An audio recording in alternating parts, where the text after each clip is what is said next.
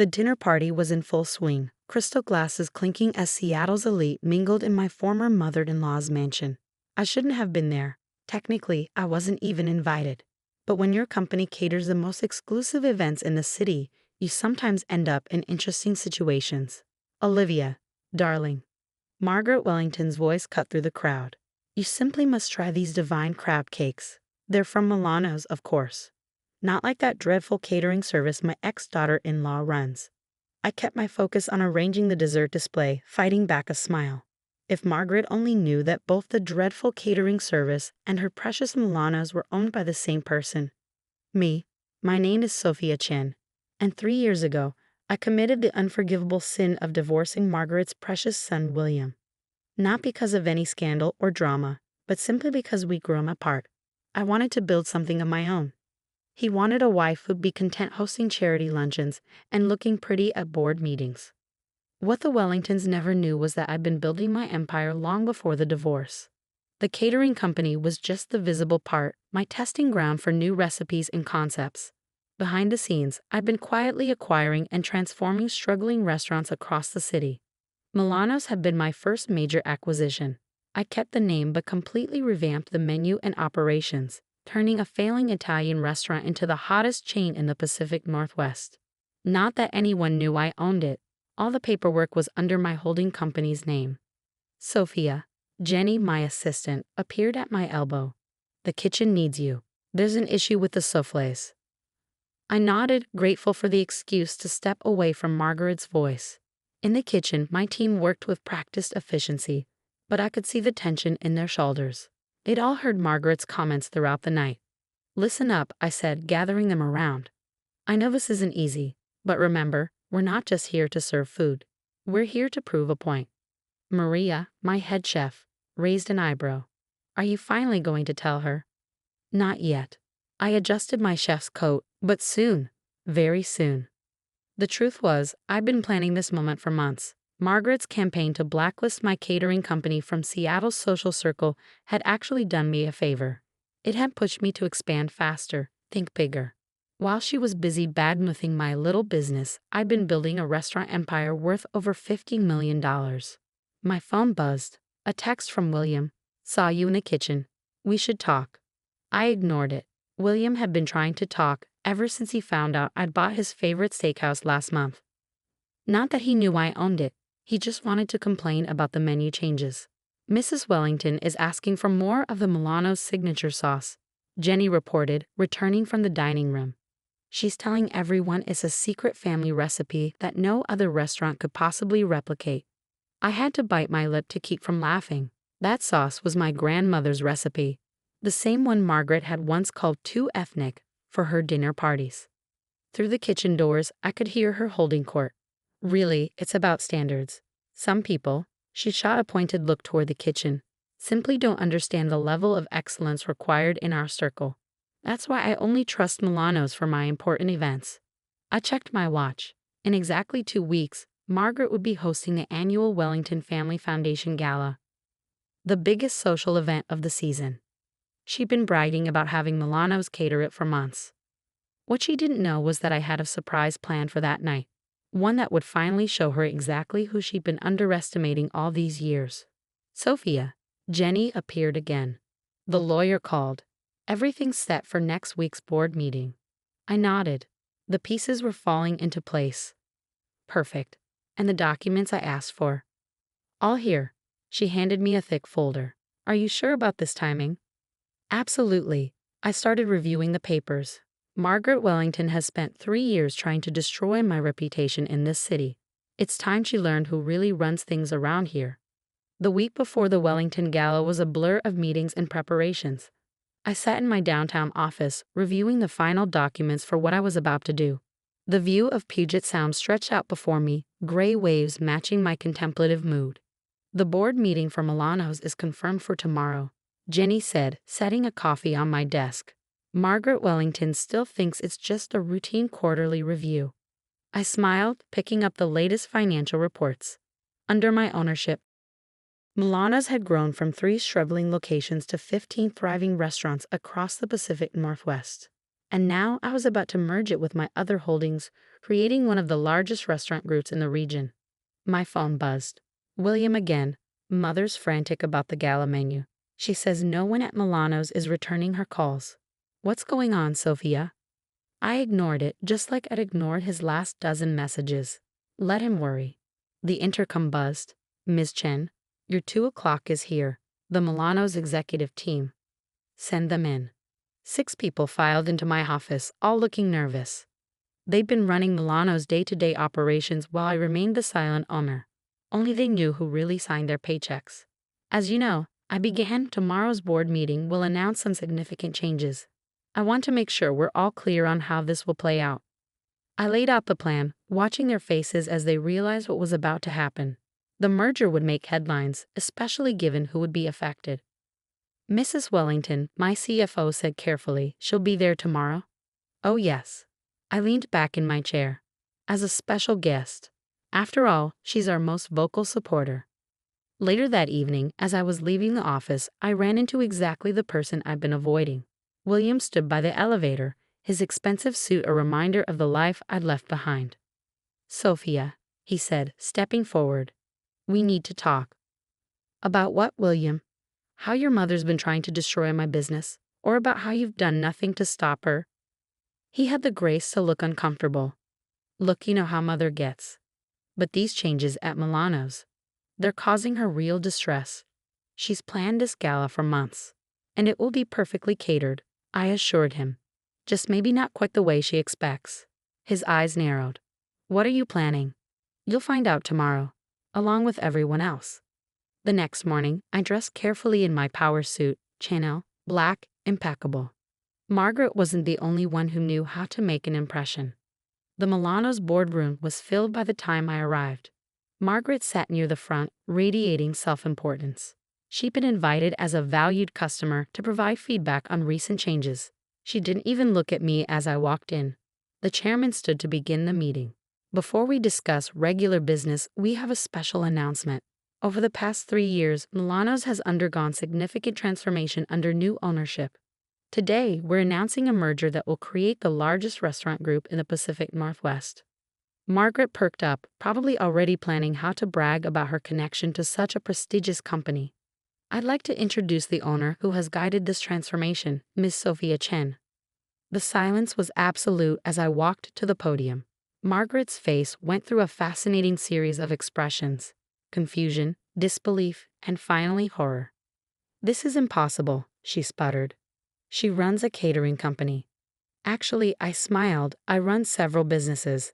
The catering company, Milano's, and as of today, the new Chen Restaurant Group, which will include 28 locations across 3 states. I clicked to the next slide, showing the combined revenue figures. Margaret's face had gone pale. Of course, I continued. This merger means some changes in how we operate. For instance, we'll be reviewing all our regular client relationships, ensuring they align with our company values. Margaret stood up so quickly her chair toppled backward. You planned this. All of it. Planned what? I asked innocently. To build a successful business. Yes, I did. To watch you praise my restaurants while trying to destroy my catering company. That was just an amusing bonus. The night of the Wellington Gala arrived clear and cold. I stood in the kitchen of the Four Seasons ballroom, watching my team prepare what would be a very special menu. After the board meeting revelation, Margaret had tried desperately to cancel Milano's catering contract for the gala. But ironically, the same ironclad contracts she'd always praised them for now worked against her. Breaking it this late would have meant hefty penalties and, more importantly, social embarrassment. Everything's ready, Maria announced, putting the finishing touches on the appetizers. Should we serve them exactly as planned? I smiled, adjusting my chef's coat. Tonight, instead of hiding in the kitchen, I would be front and center. Exactly as planned. Let's show Seattle what we can really do. The ballroom was filled with the city's elite, all drawn by the Wellington family name.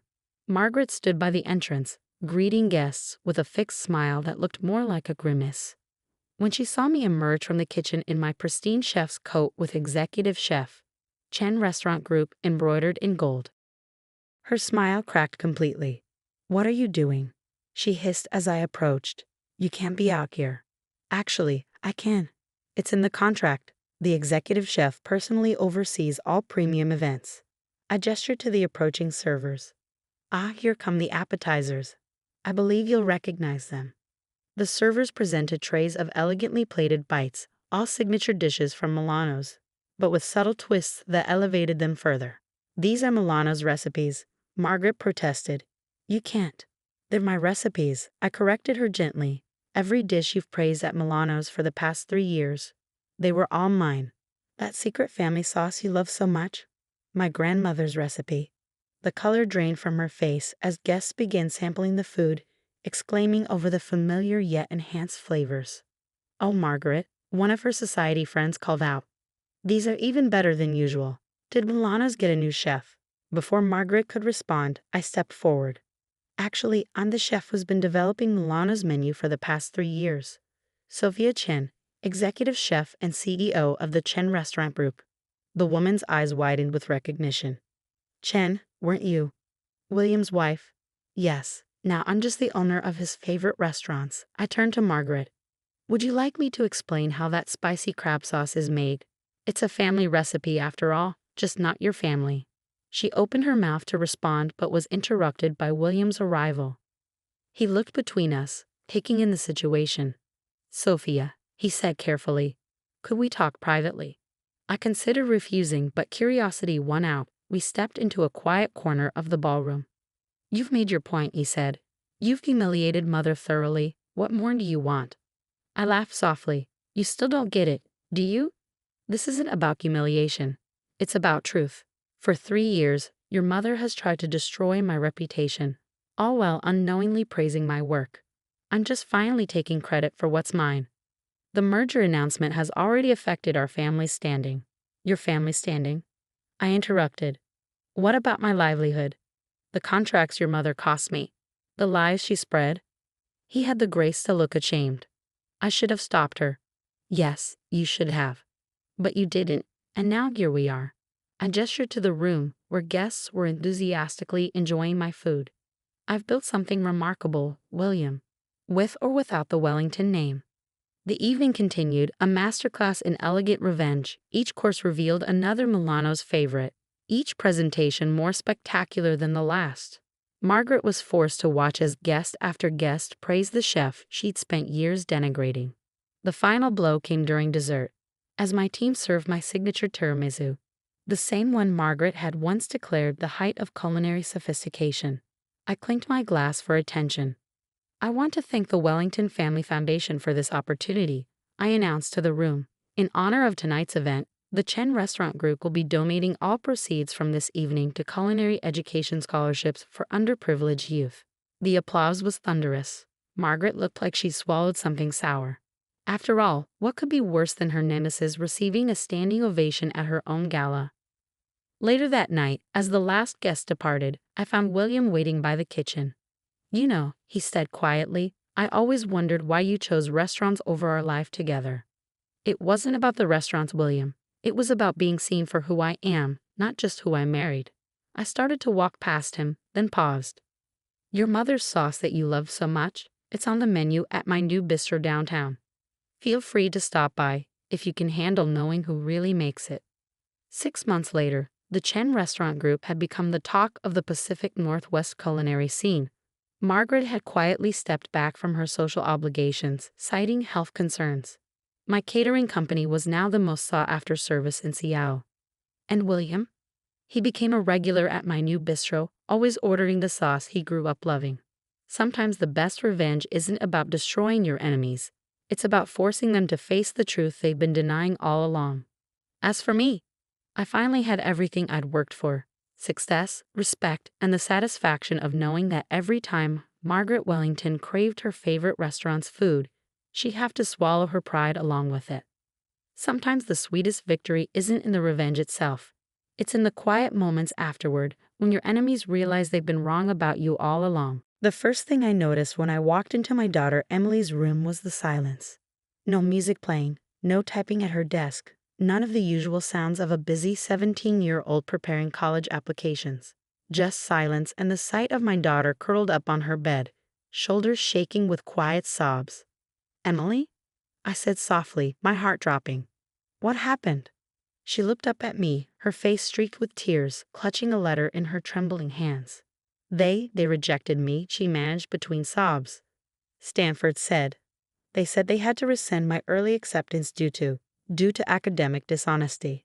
My blood ran cold. Academic dishonesty? Emily?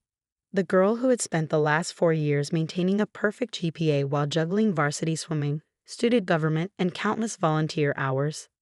That's impossible, I said, sitting on the edge of her bed. There must be some mistake.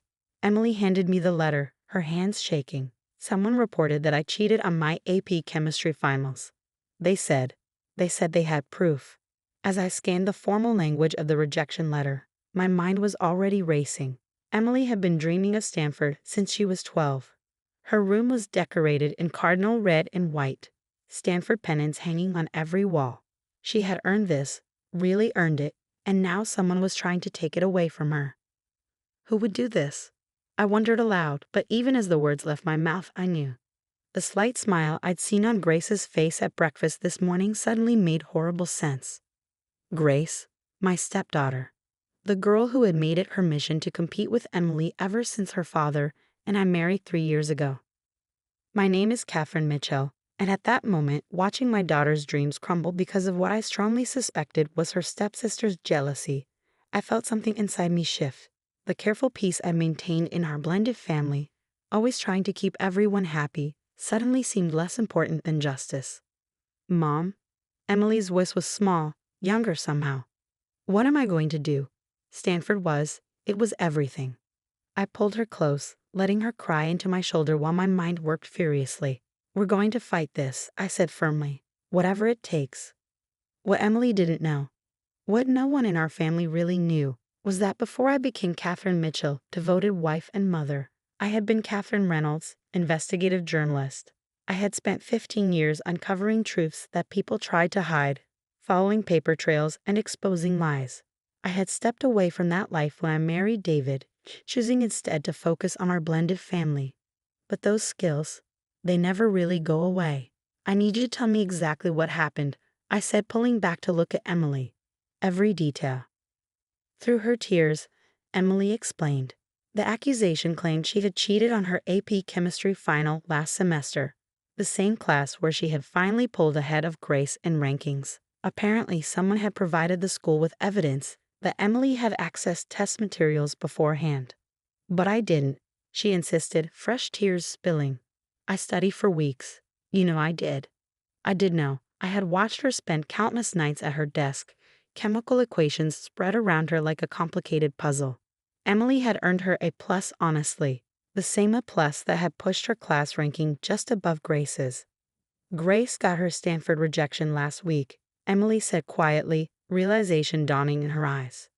She was so angry. Don't worry about Grace right now, I said, though internally my suspicions were hardening into certainty. Just tell me everything you remember about the test day. As Emily recounted the details, I made mental notes. The testing room setup, the seating arrangement, the proctor's position. Every detail could be important. What Grace didn't know, what none of them knew, was that she hadn't just messed with my daughter's future. She had awakened something I had kept dormant for years. The relentless pursuit of truth that had once been my life's work. I waited until Emily had cried herself to sleep before making my first move. In my home office, I pulled out a notebook I hadn't touched in years. The reporter's instincts kicked in as I began mapping out what I knew and what I needed to find out. First step, the evidence itself. What exactly had been provided to the school? And more importantly, how had it been obtained? I opened my laptop and typed out a carefully worded email to Stanford's admissions office, requesting copies of all materials related to the academic dishonesty claim. Then I sent another to Emily's high school principal, scheduling an urgent meeting. As I worked, I heard footsteps in the hallway, Grace's distinctive gait. She paused briefly near my office door, probably wondering why the light was still on at midnight. I kept typing, giving no indication that I had noticed her presence. Let her think she had won. Let her believe that her perfect plan had worked. Because what Grace didn't understand was that she had just made a crucial mistake. She had hurt my daughter, yes, but more than that, she had left a trail. And following trails, that was what I did best. The next morning, I maintained my normal routine, made breakfast, packed lunches, smiled at David and Grace as they left for their days. But as soon as they were gone, I began my real work. First stop, Emily's high school. Principal Martinez was waiting for me, looking uncomfortable as I took a seat across from his desk. "Mrs. Mitchell," he began, "I understand you're upset, but the evidence." "Show me," I interrupted calmly. "Show me exactly what evidence was presented to Stanford." He hesitated, then pulled out a file. Inside were screenshots of what appeared to be text messages between Emily and another student discussing test answers. There were also photographs of what looked like test materials on Emily's desk before the exam. I studied them carefully, my old training kicking in. "These are very convenient," I said finally. "Almost too convenient. Tell me, did anyone verify the authenticity of these messages? Check the metadata on the photos." Principal Martinez shifted in his seat. "Well, given the serious nature of the accusation, I'll take that as a no." I closed the file. "I'd like copies of everything, please, and I'll need the name of the student who provided these." I can't reveal that information." I smiled, but there was no warmth in it. "You can, and you will. Because if you don't, the next person sitting in this chair will be my lawyer, asking why the school acted on unverified evidence without due process." 20 minutes later, I walked out with everything I needed, including the confirmation that Grace had been the one to report Emily. Phase 1 complete. Now for the real work to begin. The more I dug into Grace's evidence, the more threads began to unravel. Sitting at my desk late that night, surrounded by printouts and digital forensics reports, I felt a familiar surge of satisfaction. The kind I used to get when a big story was coming together. The text messages Grace had submitted, they were fake, good fakes, but fake nonetheless. My old contact in digital forensics had confirmed it. The metadata didn't match up, and the timestamps had been manipulated. The photos of test materials on Emily's desk, taken weeks after the actual exam, carefully staged to look incriminating. Grace had been thorough, I'd give her that. But she hadn't counted on going up against someone who had spent years exposing frauds far more sophisticated than this. My phone buzzed. A text from David. "Working late again. Don't wait up." I smiled grimly. My husband had no idea what his daughter had done, or what I was doing to fix it. He saw Grace as his perfect little girl, incapable of such calculated cruelty. Just like he didn't really know about my past life as an investigative journalist. Our marriage had been built on fresh starts, on leaving the past behind. But some things couldn't be left behind. "Mom?" Emily appeared in my doorway, looking small in her oversized Stanford sweatshirt. "What are you doing up so late?" I quickly minimized the screens on my laptop. "Just some work, honey. How are you holding up?" She shrugged, but I could see the pain in her eyes. "I submitted applications to other schools, safety schools." She practically whispered the last part, like it physically hurt to say it. "Emily," I said carefully, "I need you to trust me. This isn't over."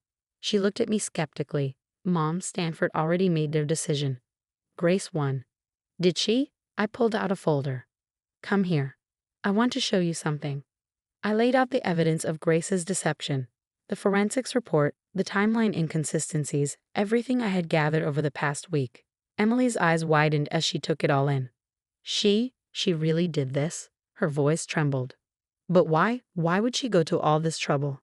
"Because she couldn't beat you fairly," I said simply, "and she underestimated who she was dealing with." Emily looked up at me, really looked at me, like she was seeing something new. "Mom, how did you figure all this out?" I took a deep breath. It was time for some truth. Before I married your stepdad, before I became just Mom, I was an investigative journalist. I specialized in exposing frauds and cover-ups. I smiled at her shocked expression. Let's just say Grace picked the wrong person to try to deceive. Just then, we heard the front door open. David and Grace returning from their late dinner. Emily quickly helped me gather the papers, understanding instinctively that this needed to stay between us for now. "Trust me," I whispered as she headed back to her room. She nodded, and for the first time in weeks, I saw a glimmer of hope in her eyes. The next morning, Grace was her usual sweet self at breakfast, playing the concerned stepsister perfectly. "Emily, I heard back from UCLA yesterday. Their psychology program is really good too, you know." I watched Emily's hands clench under the table but admired her composure as she forced a smile. Thanks, Grace. I'll keep that in mind. David beamed at Grace. Always looking out for others, aren't you, sweetheart? I took a slow sip of coffee, remembering the latest piece of evidence I had uncovered last night. Grace's secret email account, the one she'd used to submit the false claims to Stanford. She'd been clever, using a VPN to hide her tracks, but not quite clever enough. After they left for school, I made my move. First stop, Stanford's Office of Academic Integrity. I had an appointment with the dean, and this time, I was armed with more than just maternal indignation. Dean Harrison was a stern-looking woman with steel-gray hair and sharp eyes. She didn't look like someone easily swayed by emotion. Perfect. Mrs. Mitchell, she began, while I understand your distress. I cut her off by placing a thick folder on her desk. With respect, Dean Harrison, you don't understand anything yet, but you're about to. For the next hour, I laid out the evidence. The forensic analysis proving the text messages were fabricated. The metadata showing the photos were taken after the exam. The email trail linking everything back to Grace's secret account. This, I concluded, is not just about my daughter's college acceptance. This is about a deliberate attempt to destroy someone's academic future through fraudulent means. The question is, what are you going to do about it? Dean Harrison was silent for a long moment, reviewing the documents with growing concern. Finally, she looked up at me. This is quite comprehensive, Mrs. Mitchell. May I ask how you obtained all this? Let's just say I have experience in uncovering the truth. I met her gaze steadily. The question is, does Stanford have the integrity to admit they acted on false information? She nodded slowly. We'll need to verify everything independently, of course. But if this all checks out, she trailed off, then straightened in her chair. We may need to reconsider our decision regarding your daughter's admission. As I left her office, I felt a weight lift from my shoulders. Phase 2 was complete, but the hardest part was still to come. Because Grace, she still thought she had won. She had no idea that her carefully constructed plan was about to come crashing down around her. And I had decided that the revelation would happen in the most public way possible, at her high school graduation, where she was scheduled to give a speech as salutatorian. Right after Emily would speak as valedictorian. That is, if everything went according to my plan. Graduation day dawned bright and clear. I sat in the school auditorium between David and Grace's mother Janet, who had flown in for the occasion. The proud parents watching their children graduate. If they only knew what was coming. Grace was practically glowing in her white graduation robe, chatting with friends near the stage. Emily sat quietly in her valedictorian's chair, her face composed but her hands fidgeting with the envelope containing her speech. What neither of them knew was that I had a third envelope tucked safely in my purse. Can you believe both our girls did so well? Janet whispered to me. Grace was so disappointed about Stanford, but she's handled it with such grace. UCLA will be lucky to have her. I smiled politely, thinking about the email I'd received from Stanford yesterday confirming everything was in place. Yes, they've both handled everything, exactly as expected. The ceremony began with the usual speeches, the principal, the school board president, various dignitaries. Finally, it was time for the student speeches. Emily stood first, walking to the podium with quiet confidence. Her voice was clear and strong as she began. When I was little, my mom taught me that truth always finds its way to the light, that no matter how deep someone tries to bury it, the truth has a way of surfacing when it matters most. My heart swelled with pride. We had worked on this speech together, carefully crafting each word. This year, I learned that lesson firsthand. I learned that sometimes people will try to take what's yours, will try to dim your light to make theirs shine brighter. But I also learned that if you stay true to yourself, if you keep working and believing in what's right, justice has a way of prevailing. I saw Grace shift uncomfortably in her seat. Emily continued, her voice growing stronger. So today, as we prepare to leave these halls and start our new journeys, I want to share something with all of you. Something that proves that truth and justice aren't just words and inspirational quotes. They're real and they matter. This was my cue. I stood up, drawing confused looks from David and Janet. 2 months ago, Emily said my acceptance to Stanford was rescinded because someone provided false evidence claiming I had cheated. Today, I'm honored to announce that not only has that decision been reversed, but Stanford has offered me a full academic scholarship. The auditorium erupted in applause. Grace's face had gone pale. But wait, Emily held up her hand. There's more to this story. Mom. I walked to the stage, my heels clicking against the wooden floor in the sudden silence. Principal Martinez, who had been briefed about what was coming, nodded slightly. Good morning, I said, taking the podium. My name is Catherine Mitchell, and before I was a mother, I was an investigative journalist specializing in exposing fraud. Today, I'm here to share some evidence that recently came to light. I opened my envelope and began laying out the truth, the fabricated texts, the staged photos, the secret email account. With each revelation, Grace sank lower in her seat. The person who orchestrated this campaign to destroy my daughter's future, I continued, my voice steady, is sitting on this stage right now. The audience gasped. David stood up, his face a mask of confusion and growing horror. Grace, I said, turning to face my stepdaughter directly, would you like to explain why you did it? Grace looked wildly around like a cornered animal. I don't know what you're talking about. You can't prove. Actually, I interrupted, pulling out the final piece of evidence, a printout of emails from her secret account. I can. And I did. What followed was chaos. Grace burst into tears. David demanded explanations. Janet looked like she might faint. But through it all, Emily stood tall, finally vindicated. Principal Martinez took the microphone, his voice cutting through the uproar.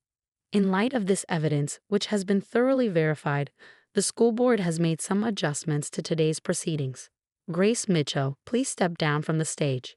Your diploma will be held pending a review of your academic record.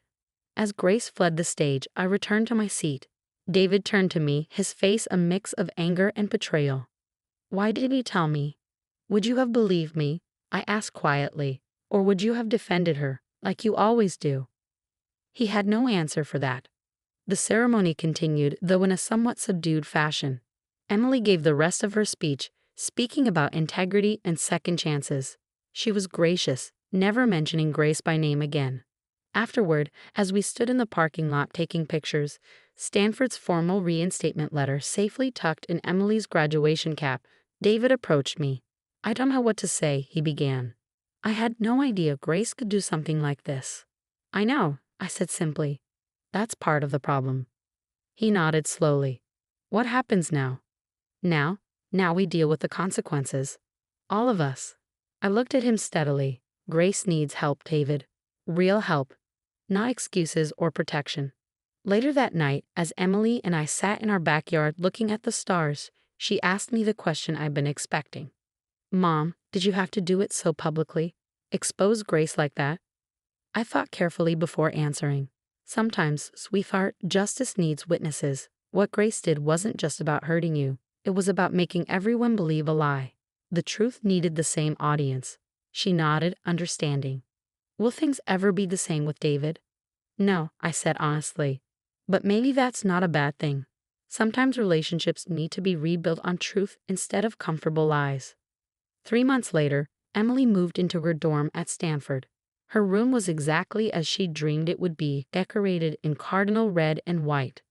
Grace had started therapy, finally confronting the jealousy and insecurity that had driven her actions. David and I were in counseling, working to rebuild our marriage on a foundation of honesty. As for me, I discovered that my old investigative skills hadn't faded.